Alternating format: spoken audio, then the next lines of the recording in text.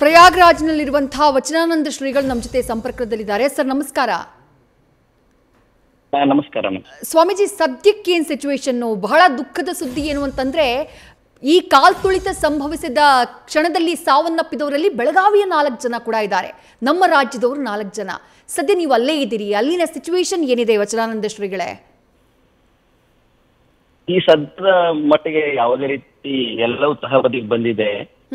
ಇಲ್ಲಿ ಯಾವುದೇ ರೀತಿ ಅನಾಹುತ ಆಗ್ಲಿಕ್ಕೆ ಅವಕಾಶ ಸದ್ಯ ಇಲ್ಲ. ಇಲ್ಲಿ ತುಂಬಾ ಸರ್ಕಾರ ಮತ್ತು ಪೊಲೀಸ್ ಇಲಾಖೆ ತುಂಬಾ ಚೆನ್ನಾಗಿ ಅದನ್ನ ಅಚ್ಚುಕಟ್ಟಾಗಿ ನಿರ್ವಹಣೆ ಮಾಡಿರೋದ್ರಿಂದ ಸಂಪೂರ್ಣವಾಗಿ ಯಥಾಸ್ಥಿತಿಗೆ ಬಂದಿದೆ. ಜನಗಳ ಸಂಖ್ಯೆ ಕೂಡ ಕಡಿಮೆ ಆಗಿದೆ. ಇವತ್ತು ಬೆಳಗ್ಗೆ ಏನಾಯ್ತು ಅಂತ ಹೇಳಿ, ಹೆಂಗ್ ಸಂಭವಿಸ್ತಿ ದುರಂತ ಹಾಗಿದ್ರೆ ಅಂತ ಹೇಳಿ ಅಷ್ಟೆಲ್ಲ ವ್ಯವಸ್ಥೆ ಮಾಡ್ಕೊಂಡಿದ್ರು? ಇದು ಏನಾಗಿದೆ ಅಂತ ತುಂಬಾ ದೊಡ್ಡ ಏರಿಯಾದಲ್ಲಿ ಮಾಡಿರುವಂತದ್ದು. ಪ್ರತಿಯೊಬ್ಬರಿಗೂ ಏನಾಗಿದೆ ಅಂದ್ರೆ, ಸಂಗಮದಲ್ಲಿ ಸ್ನಾನ ಮಾಡ್ಬೇಕಾದ್ರೆ ಅದೇ ಪಾಯಿಂಟ್ ಬಂದು ಸ್ನಾನ ಮಾಡಬೇಕು ಅನ್ನೋದು ಇಚ್ಛೆ ಜನಗಳಿಗೆ.